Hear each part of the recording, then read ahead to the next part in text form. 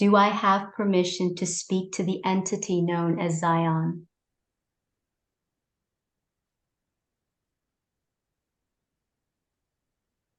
Yes.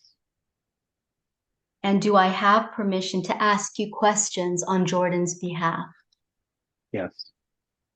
And so, as you're aware, I've been speaking to Jordan today about how he's been feeling lately, how he's been sleeping, how things have been unfolding for him over the last 7 weeks now that he's back in Syracuse. And so, can you give Jordan some insight into this feeling of lethargy that remains with him?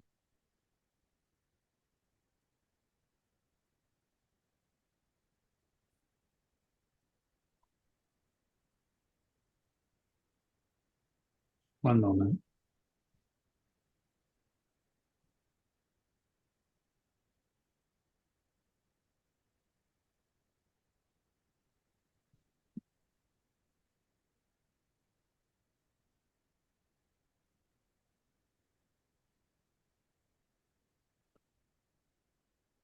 We are looking for phrasing that won't seem to be too alarming in this moment or once this is listened to. However, the best way to describe the form and source of this lethargy at this time would be terminology wise best to be put as an unintegrated shadow aspect causing the lethargy.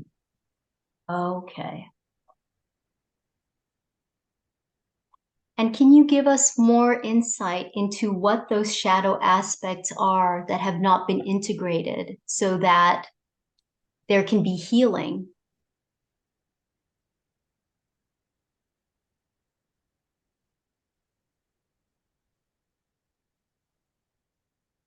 When we do incarnate, we do take on many roles and many forms.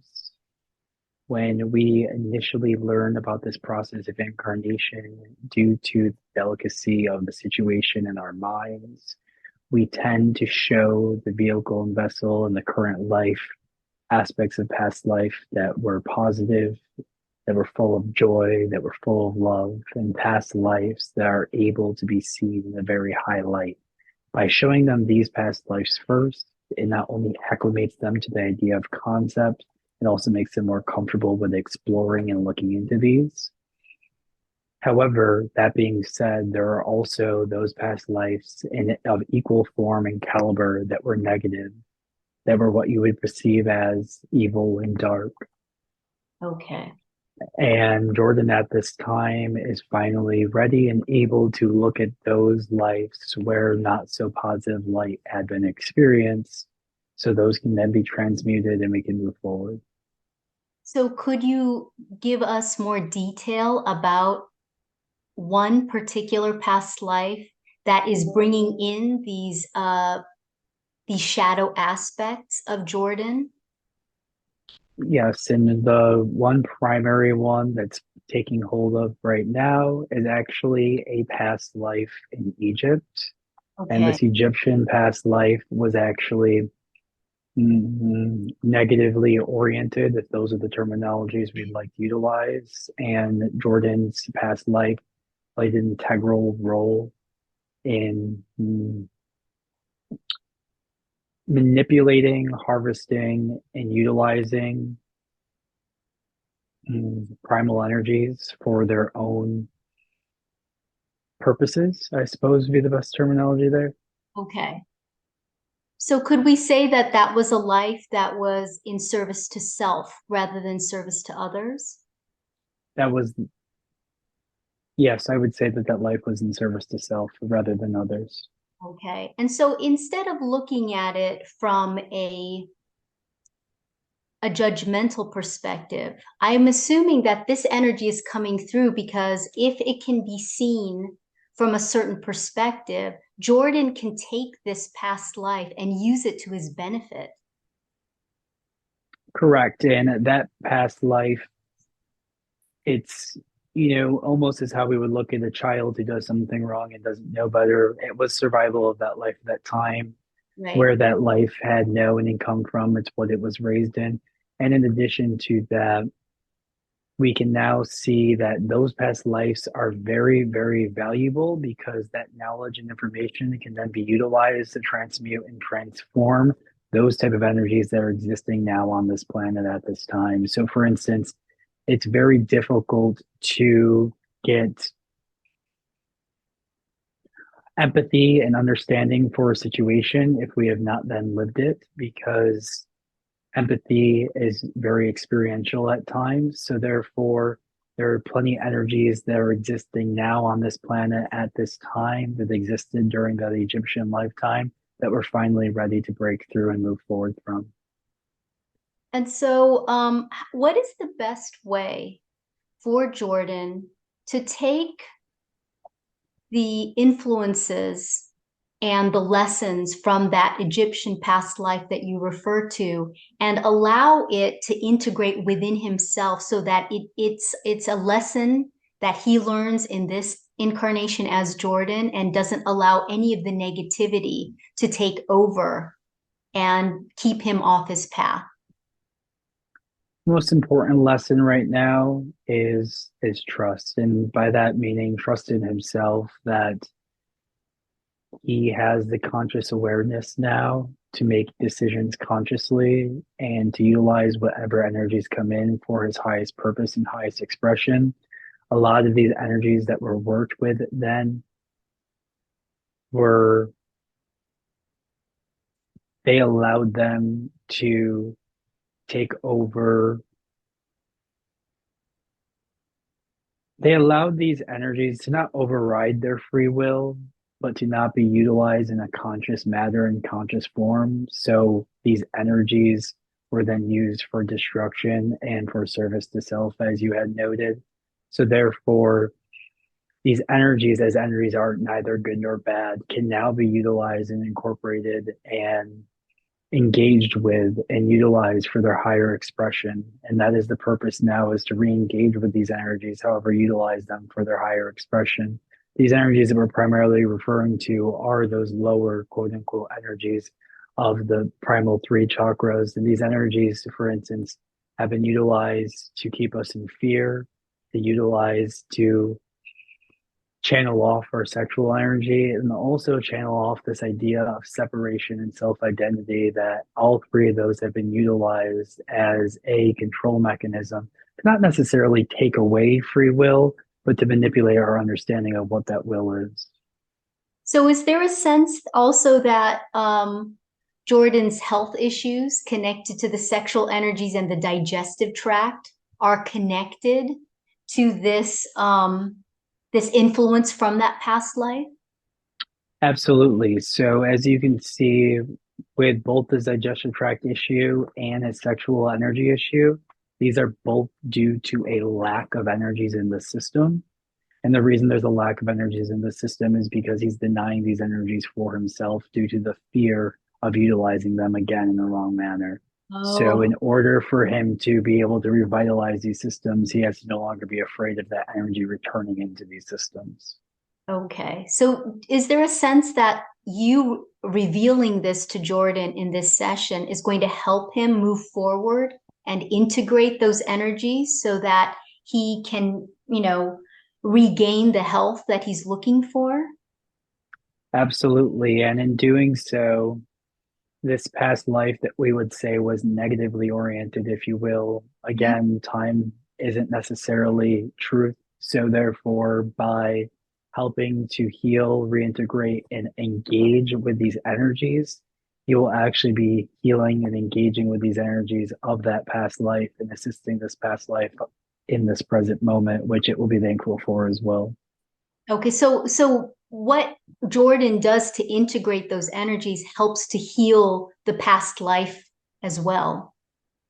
It does. And then it also helps to heal those present energies on this planet that are mirroring what was going down in Egypt during that time.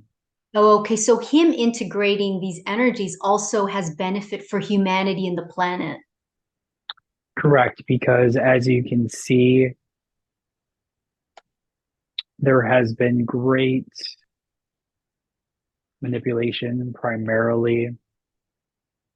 So the energies that are currently doing a lot of the manipulation and a lot of the negative expression, their dominion is primarily only over those lower energy centers. So they actually don't have access to anything from the heart and above. But how they utilize and control those are by utilizing the primary three then to control the higher aspects. So all of their ploys are in manipulating the sacral chakra through sex, the base chakra through fear and hunger, and then the identity chakra through manipulating what people see as their self identity by dysmorphia and body image. So, therefore, by healing that past life aspect of himself, he will be healing a lot of the control mechanisms that are currently in play on the planet at this time. Okay. So he helps the planet, he helps humanity, but he also helps himself. His Which is help. the most important aspect because, as we know, we are all reflections of the external. So, helping ourselves is the only true way through and changing the world on the outside. Okay. So is there a sense that this sense of lethargy will dissipate?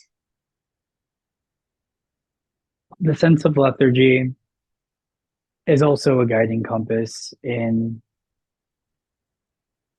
trying to differentiate the two types is what's probably most important at this time. There's also a sense of lethargy or lack of energy when we engage in things or move towards something that isn't meant for us. However, there's also that sense in him right now that this lethargy is due to the lack of allowing these energies into his body because he does fear them. So, therefore, there will be a balance between those two types of lethargy. However, that being said, if we allow the acceptance and reconnection with those energies now, the strength of the lethargy should not return to where it has been in the past. Oh, okay. Okay. And so it's very interesting it's important to discern the difference between a lethargy that's keeping you from doing something that's not in alignment with your path or purpose. And then there's the lethargy that's your own internal resistance, or Jordan's, in this case, Jordan's internal resistance to engaging those energies that are reminiscent of the past life. Correct. And there's no real advice at this time on how to differentiate. That kind of is the goal and the process right now to come up with that discernment and awareness for himself on how to differentiate between the two. Okay. So since you mentioned that past life from Egypt, is this why Jordan so strongly feels the energy of Anubis? And Anubis seems to come up quite often now. One moment.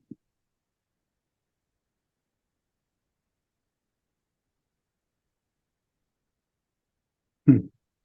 Ironically, the Anpu energy or Anubis energy has no correlation to his Egyptian past life. The Anubis energy is so strong is because he was primarily working with Anubis actually in the Mexico region when he was the life of Zion and Tech. However, the Anubian energy has some association, of course, with Egypt, but as far as past life connection goes, that actually is connected to the past life there in Mexico. So is the Anubis energy very strongly connected perhaps to the Syrian energy?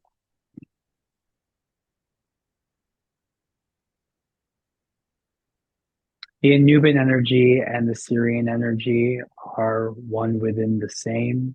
Okay. Anubis is one moment.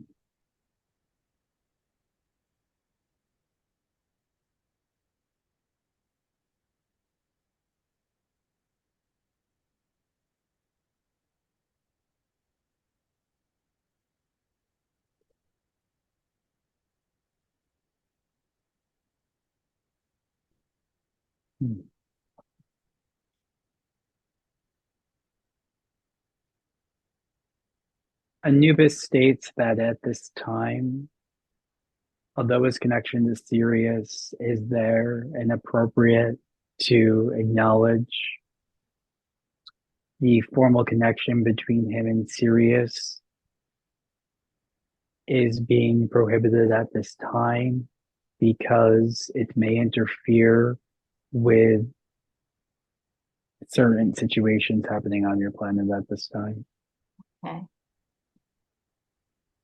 And so, what does Anubis represent for Jordan at the present time? Although it's not directly associated to the past life in Egypt, it is associated with the reintegration and incorporation of these energies. Since Anubis is a god, therefore, of the underworld, he would represent those primordial energies and can be utilized in assistance with integrating with them. As you see with the symbology being represented by a dog, dogs utilize primary energy and primal energy in a very positive expression. They also can be seen at times as the gatekeepers of humanity and as being seen as humanity's best friend. And that again is because they're able to portray, project, and utilize these primordial energies in more of their higher light form. So therefore, Anubis is important to Jordan right now is to see that primordial energy doesn't have to be negatively expressed and can be utilized in high expressions. So, in effect, we could see the presence of Anubis's energy as an invitation for Jordan to integrate those things that where there has been resistance. Absolutely. And as Anubis, just like Plutonian energy is all about death and rebirth. And so this rebirth can then incorporate and utilize these aspects as Plutonian energy is very, very strong and important and playing a major role on your planet at this time. This is another reason that Anubis is returning to help reintegrate some of these death and rebirth processes to your planet at this time. Okay. So another question that Jordan has is he mentioned that he's not sleeping well, but one of the things about his sleep is that he will wake up and he has this sense that someone is watching him while he sleeps. Can you give Jordan some explanations about this? So some of the intuitiveness of what this feeling has been expressed in is the reason why it's associated with this sense of fear is because he is still fearing the returning of these primordial energies. What is Ah, watching him and what is observing him is actually the return of these energies. So, what we might mean by that is, in some aspect, it's his past life observing and watching him, but at the same time, it's more of these energies trying to re enter and be reintegrated. And so, therefore, the reason why there's this sense of fear associated with them is simply because he's afraid of letting them enter and integrate into his body. oh, okay. But there's truly nothing to fear because if he can see this as an opportunity, as an opportunity to heal and to integrate, then there's no need for the fear. There is no need for the fear, as there never really is need for fear. And I would assume that one of the things that Jordan can also use to comfort him is to know that he always has you. You will always keep him protected, won't you? Correct. Okay. And so that was actually something that we talked about. I asked Jordan, do you do if he does something on a daily basis to protect his bioenergetic field? And is there something that you would like him to do specifically? Something perhaps brief or longer, according to what you think is appropriate, that Jordan should do to deliberately set the intention to protect his bioenergetic field on a daily basis? I do. And there's going to be a few primary steps, and then it's going to be a little bit further needed for integration. The one primary thing we would like him to do is to come up with a sigil or a symbol to Okay. either put on his body somewhere in lotion, then to rub it in, or in some form or pattern so he knows that that is protecting him. In the near future, he is going to get a symbol tattooed on him in which he had been utilized in all of his past lives where he has done healing work, where the tattoo itself helps and holds as this barrier. But for the time being, simply drawing or painting it on himself will be able to hold that same type of energy. And in addition to this type of ritual, needs to make sure before entering or exiting any space to take a conscious moment to then clear that space from his energy field. These Okay. two things at this time will be best. And then last but not least, at least doing an hour-long weekly ritual. So something that he can do would be either taking a salt bath, doing an egg ritual, grounding with feet barefoot, but definitely take once a week time to do a more formal form of this. Okay. And will you, Zion, provide the image or the sigil to Jordan? Correct. And it's something that's already almost completely solidified in his mind. There's still just a few minor adjustments that will be made. Um, we feel that it would be best for him to receive this in the new year, around the Oh, months of January or February. okay. All right. Thank you. And so one of the things that came up when we were talking is that Jordan met with Nicole, and Nicole kept sensing um, a short old man with shining eyes. Can you give Jordan some insight into this? Hmm. Mildly offended by the description, but that would have actually been my interpretation in my past life prior to ascending into my Syrian form. So that is actually just me coming Oh, forward. that's okay. So just to give validation to the fact that you are always with Jordan. Correct. And not only that, but to acknowledge that these connections to past lives, he's been continually looking for validation for their realness, for lack of better terminology, and the fact that someone else has become aware of my presence in his space should definitely demonstrate the realness of this experience. Right. Okay. All right. And so another thing that we talked about on the subject of sort of protection and keeping your one's space clean and clear is the fact that Jordan has been trying to do different methods, putting crystals, placing them in certain spots in his room. Should he continue doing these things?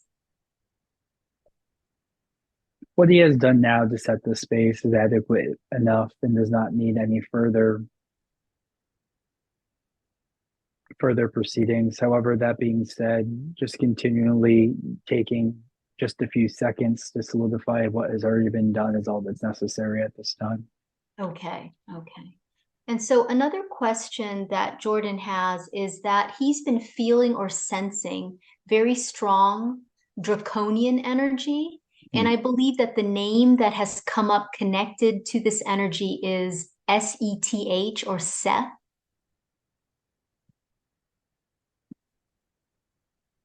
We just like to acknowledge how beautiful it is that all these things are typically full circle and all connected to each other. And we don't have that realization when we're bringing up these questions. However, that being said, the draconian energy is strongly influenced and integrated to that past life back in Egypt. That Oh, was the primary ruler of Egypt at that time. Although Egypt was at one time a Syrian energy, mhm.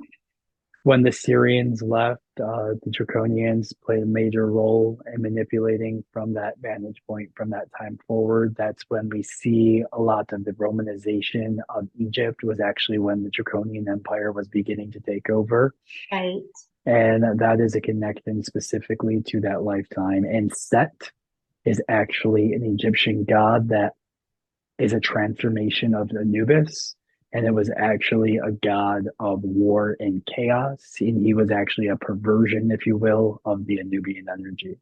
Oh, okay. So this is wonderful. It continues on with this theme that we've had. So a big part of Jordan sensing this strong draconian energy linked to that past life that you referenced is him tapping into it and allowing it to come forward so he can heal it. Correct. And also not only allowing it to come forward to heal it, but also learning to looking for appropriate phrasing. One moment.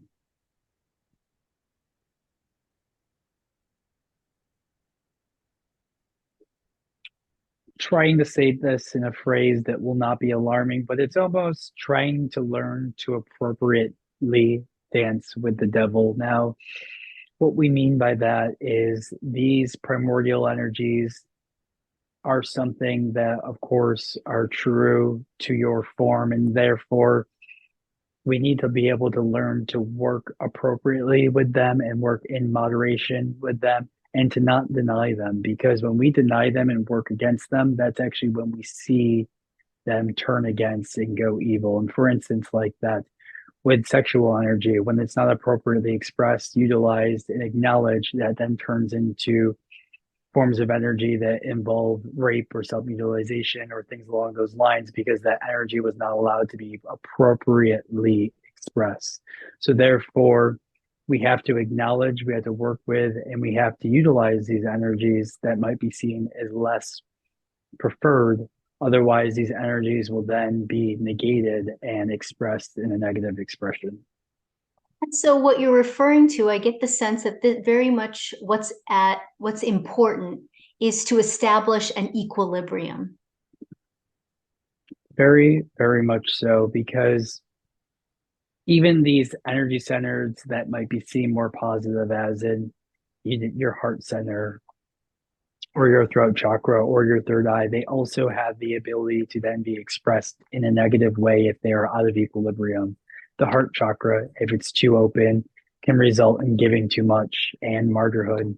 The throat chakra, if it is too open, could then result in someone being an aggressor or overly outspoken and not speaking their truth, or speaking their truth too loudly. So again, of course, the primary three chakras, when they are expressed in a negative light and out of equilibrium, they seem a little bit more aggressive and quote unquote negative, but an equilibrium needs to be made and met in all of your energy centers. Correct. Okay, wonderful. So the most important thing is that when we integrate perhaps shadow aspects of ourselves, what we're doing is not so much that we're giving precedence to one energy over another. It's actually just putting everything back into balance and harmony. Exactly. I prefer, the yin and yang example works perfectly in that one cannot exist without the other. And if one burns too much, it burns out the other. So therefore, their meeting of an equilibrium there can also be seen, in your story of Icarus taking flight. Whereas if you go too close to the water, you will drown, or if you go too high, you will burn up and then drown as well. So there is a need to continually both acknowledge both ends of the spectrum, but still stay somewhere in the middle. Okay, wonderful. And the next question that Jordan has is he wants I guess he had a session recently and his Hawaiian past life or a Hawaiian past life came through, that energy came through. Can you give Jordan any insight into that past life or the Hawaiian influence? One moment.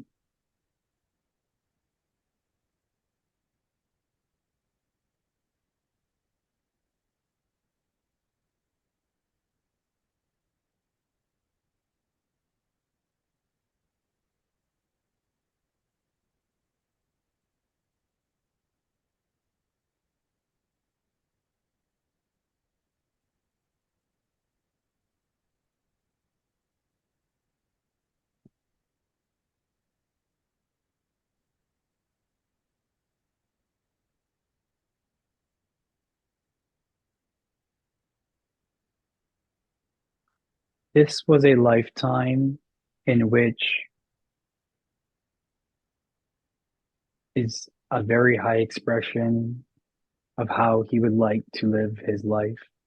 Ah, This lifetime was actually during a time in Hawaii where aspects of himself that are currently trying to be expressed were acknowledged. There is actually, in the distant past, a strong admiration, if you will, and strong acceptance and utilization of sexual identities in Hawaii. And what I mean by this, there was a time in Hawaii where being homosexual or somewhere on that spectrum was actually revered and seen as spiritually powerful. So this is something that he is resonating with now and wanting to incorporate because currently at this time he does not see any positive expression of both divine masculinity, but divine masculinity even with a homosexual sexual orientation. There are no true examples of this in his lifetime right now or any that he can currently find on this planet. So this past life in Hawaii was one where these things could be expressed, these things could be experienced, these things were honored, and these things were actually a part of the integral aspects of that Hawaiian culture. And so, would it be advisable for Jordan to tap into the energy of this Hawaiian past life to help heal that integration that you spoke of that is required in order to heal the current of energy from that Egyptian past life that was more service to self? Beautiful and perfect connection. That is the purpose for that coming through, as this is a higher expressions of those primal energies, whereas the Egyptian life was a lower expression of those primal energies. And now hopefully he is able to meet somewhere towards that higher expression in this current lifetime. And so if it's appropriate and if it will be helpful to Jordan, could you put a name to the, Hi. okay. Is that for the Hawaiian? One moment. Okay.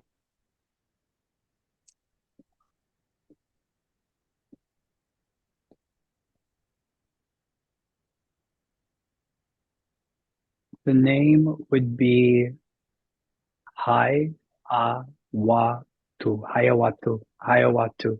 That Okay. is the name utilized at that time. Okay. And can we get any more information about how Hiawatha expressed Mm. in the incarnation? They were seen as, they had a very similar expression to Lifetime as Zion. They were seen Okay. as a intermediate between life and death and a spiritual leader of that time. Again, because that time was so integrated and expressed, although that was the prime role he played in that lifetime, most of his life was just spent communally and with mutual respect. There was no sense of hierarchy at this time. So even though from our perspective that role he played might seem hierarchically high, and it might also have been expressed that way, it didn't necessarily feel that way at that time. So there was a sense of holding great power and delegation of that power, but there was also a sense of feeling equal to everyone around you, no matter their status, which was a very enjoyable part of that lifetime. And then in addition to, we're looking for a primary,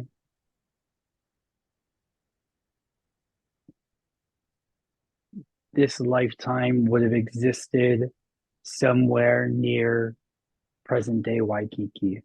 Okay. Okay.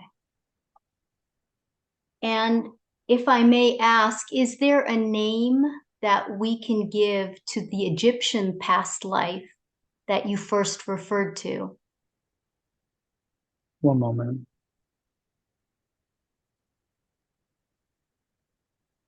Anu. Okay. And he was the ruler at the time?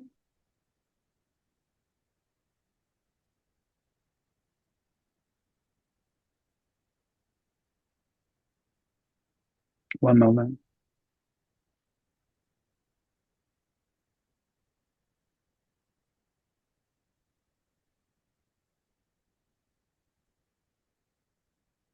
There is some distortion at this time of getting a clear answer to that because the draconian mind at that time and those entities that were on the planet at that time seem to have some sort of hive-like mind. Oh, okay. So it is very difficult to see if that name is coming through because it's what was overruling them at the time, or if that's the primary entity that he was in the past life. However, that name will suffice for referring to that time. I get the sense that because the Hawaiian lifetime represents um, an energy that Jordan aspires to and would like to see perhaps on the planet now, that perhaps it's more appropriate for him to tap into the energy of Hiawatha and help and allow that energy of Hiawatha to help him heal and integrate those aspects that you would like him to heal by focusing on transmuting the negative energies from that Egyptian past life and integrating them so that everything is in balance.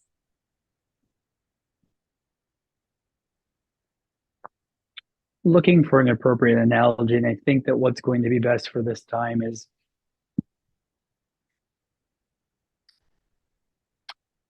we feel that yes, it is important and appropriate to then engage with Hiawatha in that fashion. However, first tapping into the Hiawatha energy, and then from the energy, almost like putting on a virtual reality headset, from the Hiawatha perspective, tapping into the Anu energy.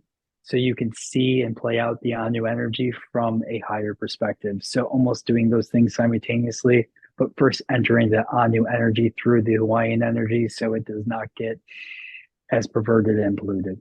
Okay, perfect. So this is something that Jordan can do specifically to help in the integration process. Correct. Okay, perfect. Wonderful.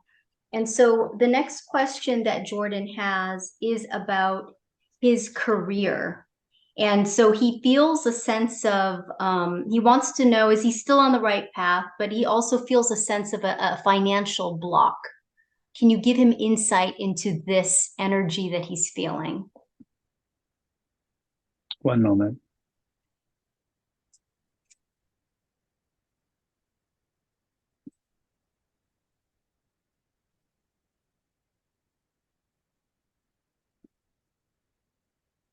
This answer is probably not going to be preferred, but the answer is that he is still being placed in this quote unquote energetic holding tank right now at this time, and a block from abundant financial expression because we do not want him to get caught up in the fact that if he is tapping into a financial energy, that that is the direction that he should go. For instance, if money was coming in from something that we would prefer might not be his path, he might take it as his path and then continue to only walk down it.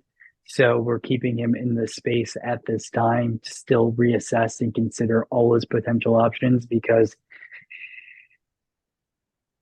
some brainstorming still needs to be done, and there is a direction that's going to be more clear than the one he's slowly stepping on now. And so what is the best way for Jordan to live and be in this energy of a holding pattern and to feel less antsy, less how can he sit in this feeling of being in this holding pattern and just sort of be easy about it rather than resisting it? So, another purpose of this holding pattern is to clear out old energies in order for when the new energies do come in, there to be space and holding for them. So, primarily at this time, the best way for him to move through these stagnant, stuck energies is to begin clearing. Now, there is plenty of ways he can do this physically, metaphorically, and literally. So, he can begin by clearing out, quote unquote, clearing out closets, clearing out space, clearing out belongings, clearing out old notes in his phone, clearing out past relationships. So the best way to move through this antsiness is to actually do something in this space. And that thing that needs to be done right now is clearing. Oh, okay. All right. And so is there a sense that when he goes ahead and does this, this will actually alleviate that feeling of being stuck? Correct, because the big part of this stuckness right now is that there is an immense amount of energy trying to come into this space, and it's being blocked off because there isn't room for it to come in. So once these things are cleared, there'll be room for this energy to then flow in its appropriate spots again. Okay. And will he know what needs to be decluttered and cleared out, in terms of like the physical objects and also relationship wise?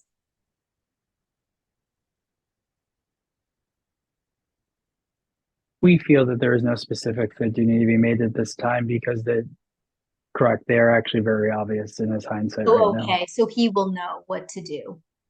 He will. Okay, wonderful.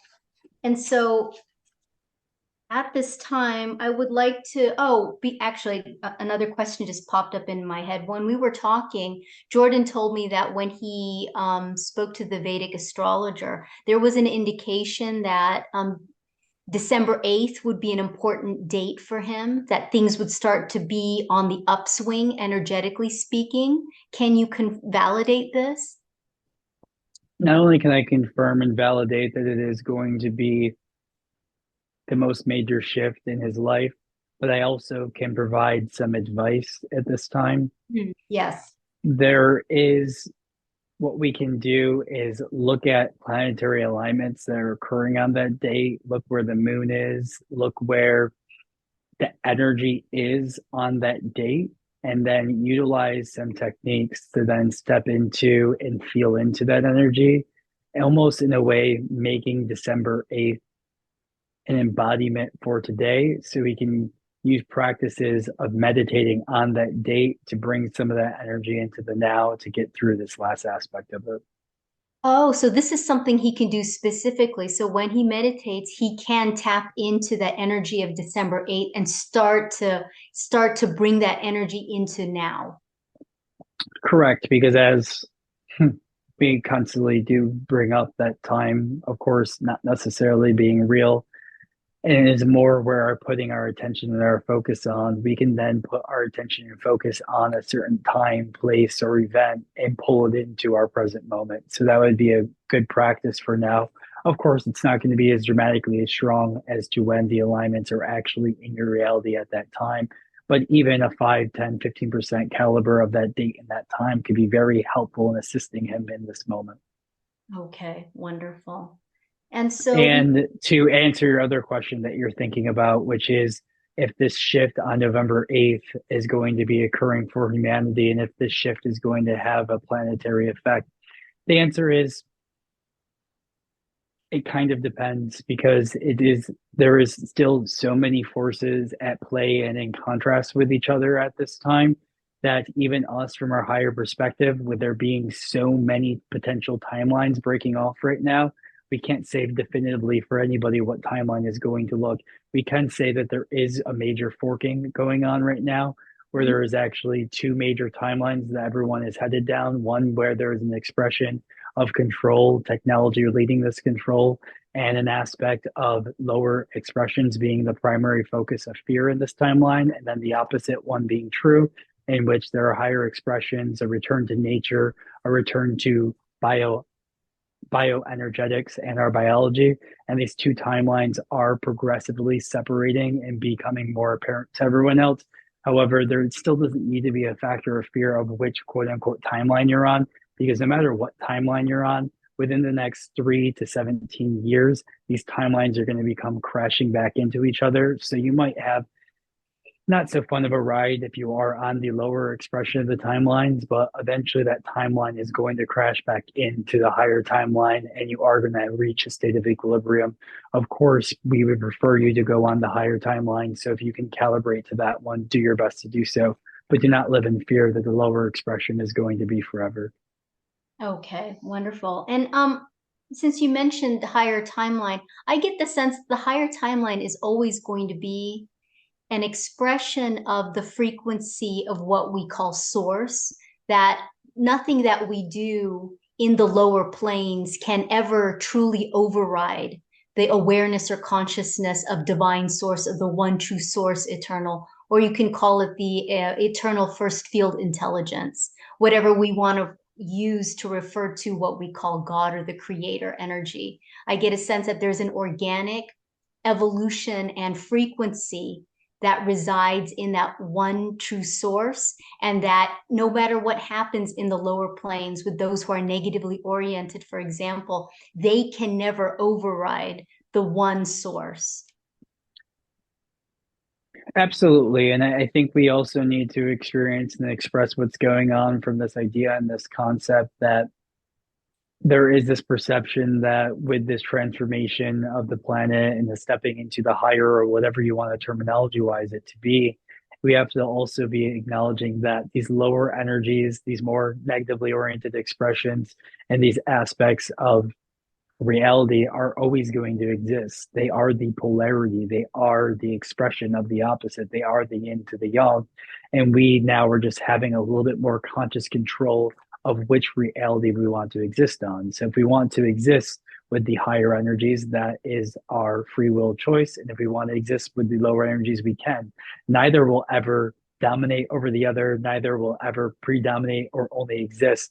We're just now getting to choose which one we want to put our attention and focus on. Because again, one can't pollute the other, one can't supersede the other. They will always be in existence and they will always have their place and purpose. Okay. And so we've come to the end of the questions that I went over with Jordan. Is there anything you, Zion, would like to say to Jordan, any insight or wisdom that will help him at the present time? One moment.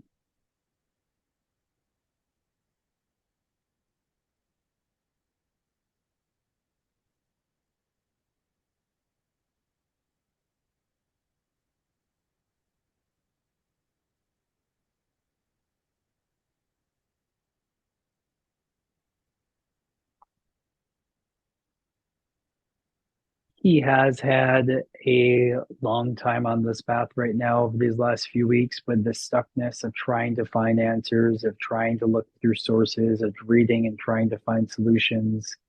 And our best advice at this time is knowing that not an ultimate surrender is necessary, but knowing that what is meant to flow and be brought into this life is going to occur. And this obsessive searching isn't necessary. It will be a natural ebb and flow.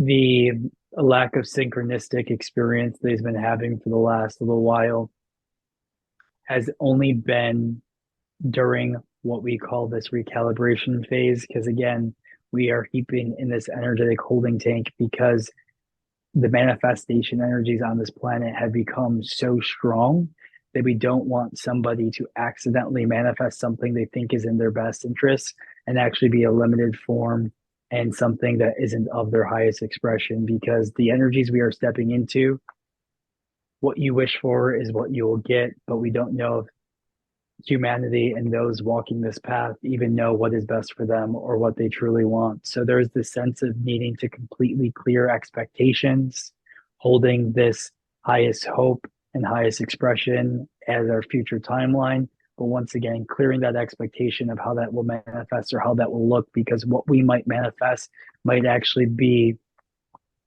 a lower expression of the truly great things that could be coming into our reality that we might not even be able to conceptualize at that time. So, in a sense, this holding pattern, and not just for Jordan, but for all of humanity, if we can start to see these times as actually benefiting us, we can relax about periods like this. Correct. And you, as you can see across the country and across the world right now, disease is pretty rampant. People are on pharmacological agents. They're dampening and destroying their ability to act and to move in their free will. And we can see almost an overall pollution and corruption of our bodies, our signaling. We're being constantly bombarded by all types of radiations. And we look at this as being such a negative thing that's being done to us, such a victimhood mentality of how are we ever supposed to overcome this.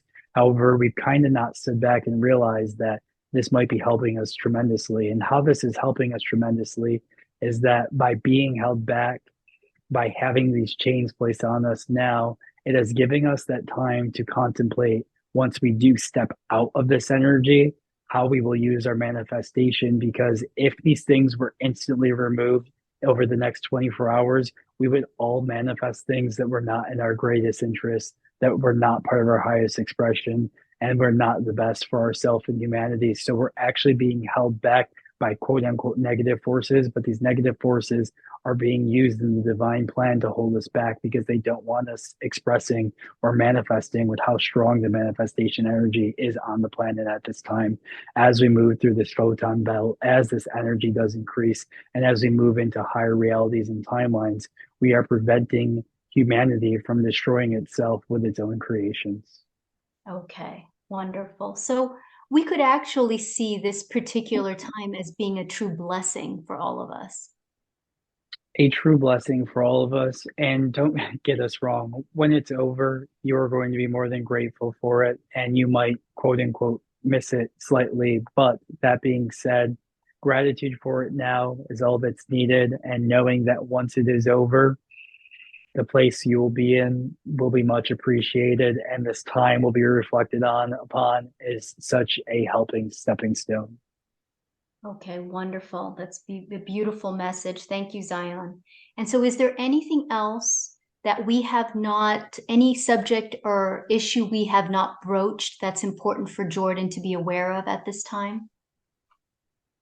No, but we would, for just 30 seconds or so, like to bring in some Arcturian specific energy to kind of help with the integration of these lower energies in his body, to help with a little bit of healing, and to just recalibrate him back at this time. So give us one moment.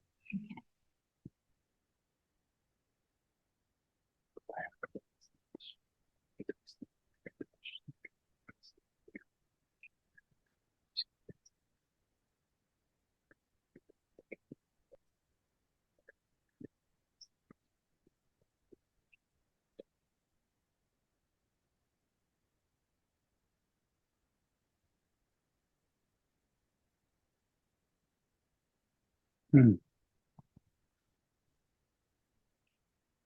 And the last thing I will leave you with now, and coming in with the Arcturian energy, something that they wanted to be made aware of is that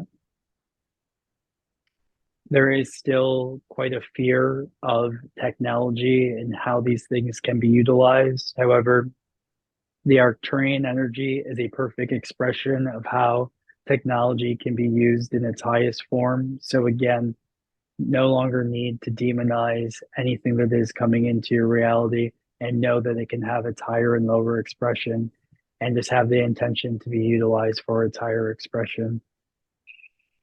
And that is all. Okay, so now is it an appropriate time to end the session? It is. Okay.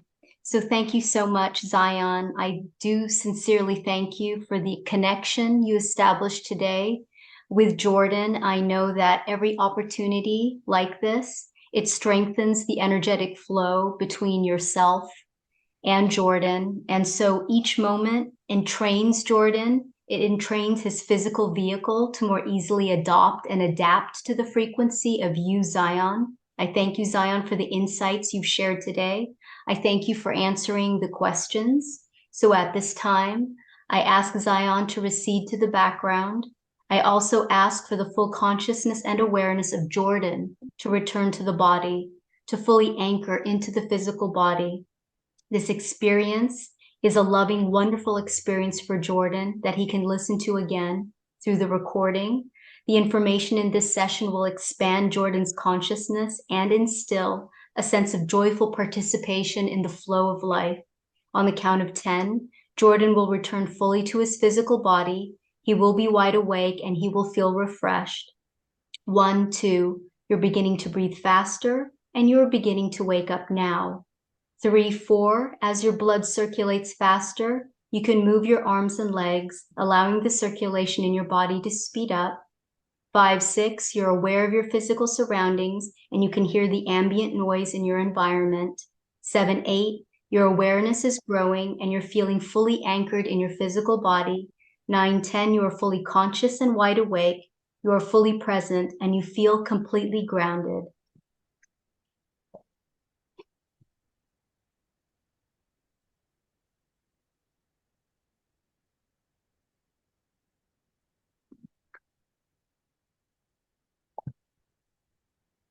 So how was that? Um, that was an interesting one to say the least. Um,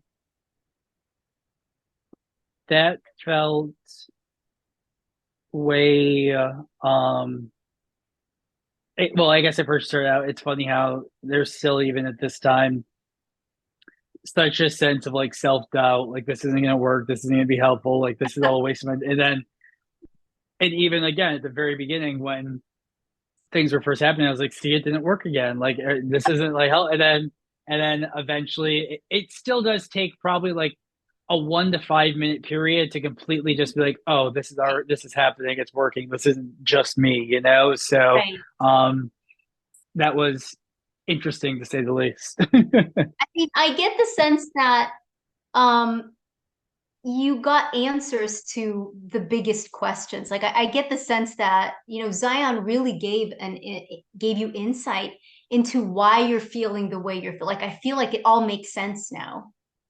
No, and not only that, but again, this is why this is always such an interesting experience. None of that information felt new, Right. but it was all like huge perspective changes. Like, oh, I never thought of it that way. Oh, I would have never put that with that. I would have never put this that. So there wasn't anything that was like, oh shit, that, well, maybe there's one or two things, but it was 90% just like a retelling of things from a different perspective that was super helpful. But again, I don't think it was ever anything that I would have been able to get that last step to like create that net, you know? And I feel like it was so nice that he gave you specific things that you can do so that you can not feel stuck, you know? Yeah, no, I think that was very helpful, and I also think it was very helpful that, yeah, there was some concrete, deployment of things and answers along those lines, et cetera, et cetera. And I also think that one thing that was super interesting about this, um, time in this experience, and I think you might actually be a little more aware of that, this too, or maybe not, because I was very aware. Whenever we asked or went into a certain energy or field or like something like that, I could almost feel Zion bringing that energy or person forward, like asking them and then like being like, this is their energy, this is what they have to say, and almost giving them not center stage, but giving them a third of the stage. So, like, for instance, when you were speaking of like Egypt and that energy and that stuff, I could almost feel them like having this conversation, like, so how do you want to say this? Like, what do you want to do? And then like that energy coming through. And then